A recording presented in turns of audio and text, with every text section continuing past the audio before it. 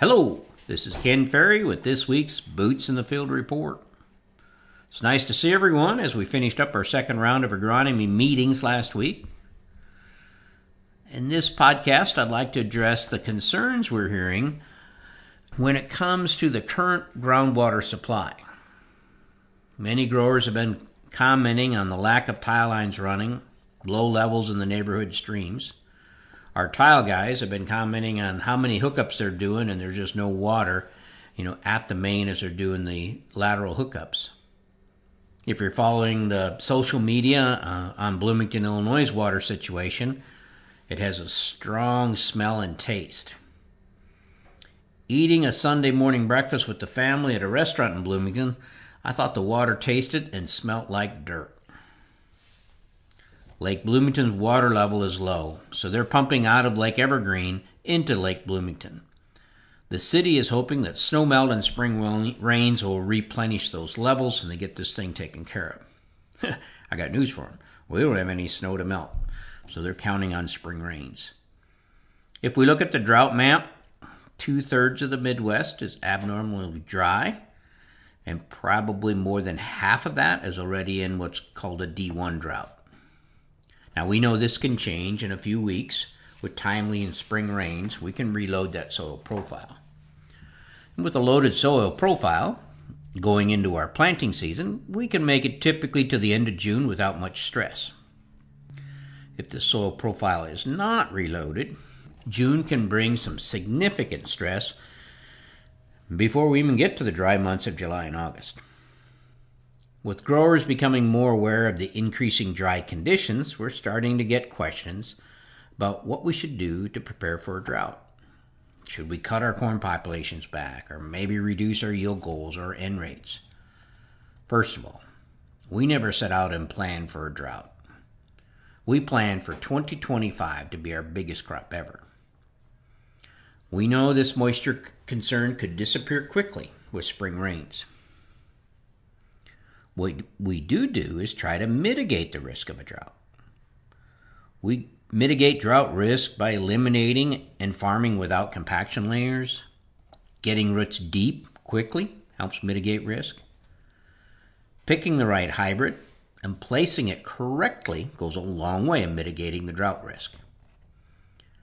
In our second round of agronomy meetings, Jared spent a lot of time on the 3 R's of hybrid selection. The right hybrid, the right placement, the right management. Helping growers to understand how to use the hybrid yearbook.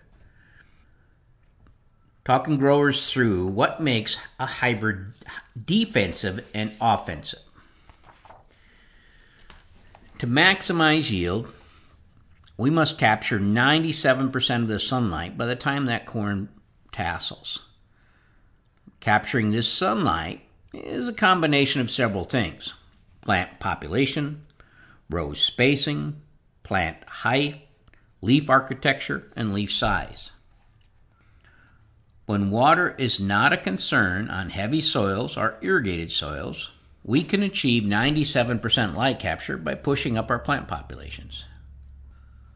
When water is a concern, we still want to achieve 97% capture, but to do it on as few plants as we can.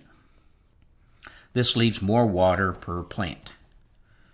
A good place to start is by taking a good assessment of your acres and identifying where water is more of a concern.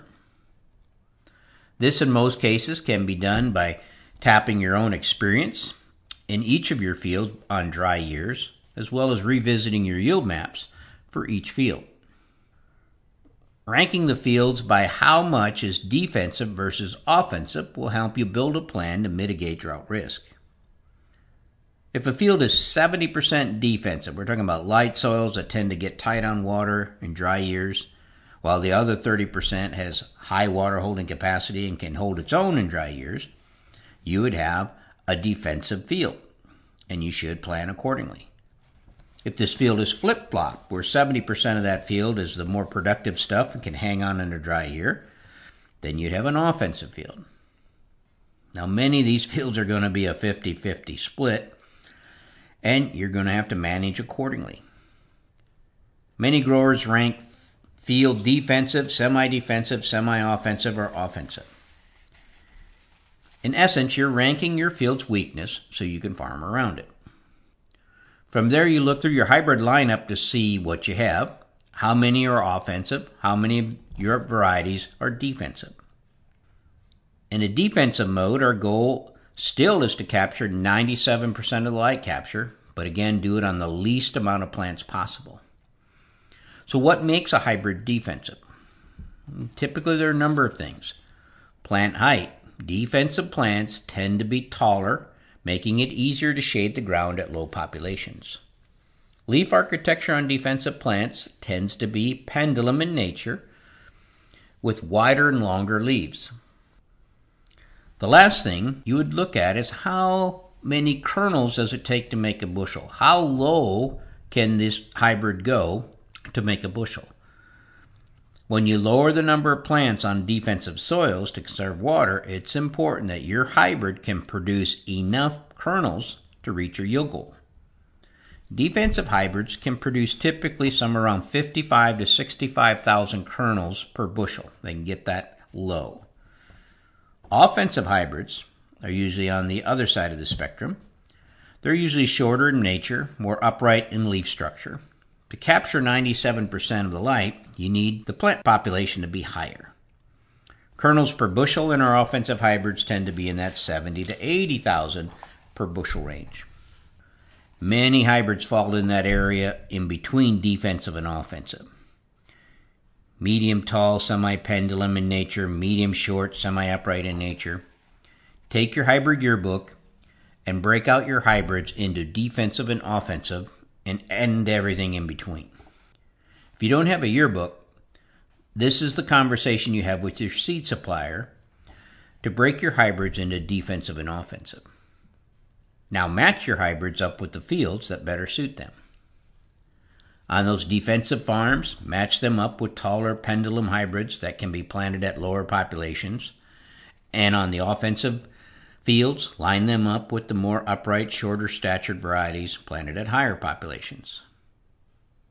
Being able to VRT your population is a great way to mitigate drought stress. Using past experience and yield maps to pull populations back where the water tends to get short. Planting short-statured upright leaf hybrids at 38,000 on defensive ground is getting set up for a fail. Not being able to close that canopy will allow those temperatures to climb to a point where they will stress that hybrid. If half the ground is defensive and half is offensive, but when you look through your hybrid line, you find that they're all offensive hybrids, you don't have any defensive hybrids, it might suggest that you're picking hybrids off of someone else's plot performance and not off your own experience. Having a full lineup of offensive hybrids when you're farming a number of defensive farms will not mitigate drought stress. Catalog your farms and your hybrids and match them up accordingly. This is where a good seedsman is worth their weight in gold. They can help you find defensive hybrids for your defensive ground. Now, most likely these hybrids will not be contest winners. You're looking for base hits here, not home runs. By getting the right hybrid on the right field, you'll mitigate drought risk every year, not just when you think the drought risk is coming. The plot crew has our wheat top dressed here, and they're starting to tune up our equipment. The starting of the 25 planting season is only weeks away. Soil testing crews have started pulling spring testing.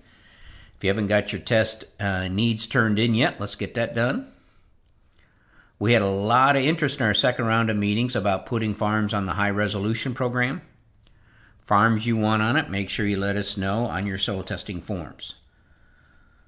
Those that want to enter farms in the 2025 season will need to move a little bit quicker. Getting a yield setting meeting in the spring before the spring rush would be a good idea. There was also a lot of interest in the Section 180 tax deduction on ground that you purchased or recently purchased. That would be a good thing as well to get done before we get into the spring rush. To stay up to date, check out our website at croptechinc.com and subscribe to our podcast, Boots in the Field Report. Keep her safe, keep her moving.